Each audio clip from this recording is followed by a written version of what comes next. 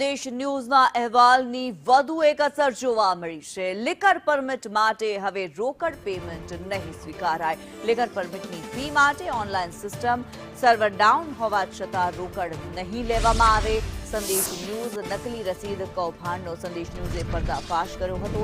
257 જેટલી નકલી રસીદ બનાવી હોવાનો ખુલાસો થયો હતો। કર્મચારી દ્વારા રોકડ લઈ આચરાતું હતું કૌભાંડ બાદ પોલીસ ફરિયાદ પણ નોંધાઈ હતી। સંદેશ ન્યૂઝના અહેવાલ बाद सिस्टम ने डिजिटल बनावવામાં આવ્યું છે।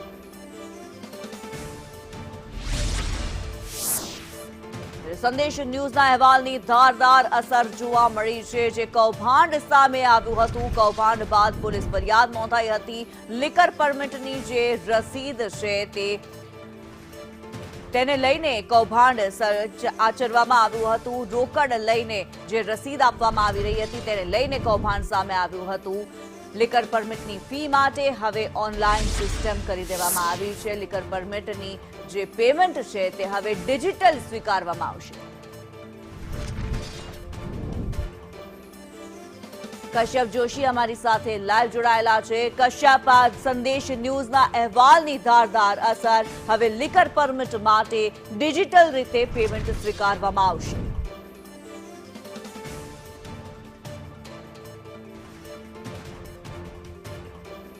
અહેવાલની ધારદાર અસર જે છે તે જોવા મળી રહી છે અને આજથી સિવિલ હોસ્પિટલમાં ઓનલાઈન પેમેન્ટ માટે થઈને પ્રક્રિયા જે છે તેનો પ્રારંભ આજથી કરી દેવામાં આવ્યો છે। આ કૌભાંડનો પર્દાફાશ જે છે તે સંદેશ ન્યૂઝ દ્વારા કરવામાં આવ્યો હતો અને જેમાં લિકર પરમિટ માટે થઈને ઘણા વ્યક્તિઓ જે છે તેની પાસેથી પેમેન્ટ જે છે તે રોકડામાં લેવામાં આવતું હતું ને ત્યારબાદ તે સિવિલ હોસ્પિટલના અકાઉન્ટમાં જમા નહોતું કરાવવામાં આવતું ને નકલી રિસિપ્ટ આપી અને રૂપિયા જે છે તે ઘર ભેગા કરી દેવામાં આવ્યા હતા અને આવા કૌભાંડનો પર્દાફાશ જે છે તે સંદેશ ન્યૂઝ દ્વારા કરવામાં આવ્યો હતો ને ત્યારબાદ સમગ્ર મામલાને લઈને પોલીસ ફરિયાદ જે છે તે નોંધાઈ હતી ને 257 જેટલી નકલી રિસિપ્ટો જે છે તે પોલીસ તપાસમાં બહાર આવી હતી। એટલે કે લગભગ 50 લાખથી વધારેનું કૌભાંડ જે છે તે આ સિવિલ હોસ્પિટલમાં લિકર પરમિટના નામે ચાલતું હતું, પરંતુ આ સમગ્ર કૌભાંડનો પર્દાફાશ સંદેશ ન્યૂઝ દ્વારા કરવામાં આવ્યો હતો। સંદેશ ન્યૂઝ દ્વારા ત્યારબાદ એક અહેવાલ પણ પ્રસારિત કરવામાં આવ્યો હતો કે આખી સિસ્ટમ જે છે સિસ્ટમમાં ક્યાં ખામી છે, પોલીસ તંત્ર દ્વારા કઈ રીતે આ સમગ્ર પ્રક્રિયા છે તેમાં સુધારો કરવાની જરૂર છે, સિવિલ તંત્ર દ્વારા ક્યાં સુધારો કરવાની જરૂર છે અને ત્યારબાદ આ તંત્ર જે છે સિવિલ તંત્ર તે હરકતમાં આવ્યું છે અને આ આખી સિસ્ટમ જે છે તે હવે સિવિલ હોસ્પિટલ તંત્ર દ્વારા ડેવલપ કરવામાં આવી છે અને એક એપ્લિકેશન બનાવવામાં આવી છે અને તેમાં QR કોડના માધ્યમથી જ પેમેન્ટ લેવા માટે થઈને પ્રક્રિયા છે તેનો પ્રારંભ આજથી કરવામાં આવ્યો છે। સિવિલ હોસ્પિટલની તૈયારી ત્યાં સુધીની છે કે જો સર્વર ડાઉન હશે તો તેવા કેસમાં પણ પેમેન્ટ રોકડમાં નહીં લેવામાં આવે। બીજા દિવસે જે તે વ્યક્તિને બોલાવવામાં આવશે, પરંતુ પેમેન્ટ માત્ર ને માત્ર ઓનલાઈન જ સ્વીકારવામાં આવશે।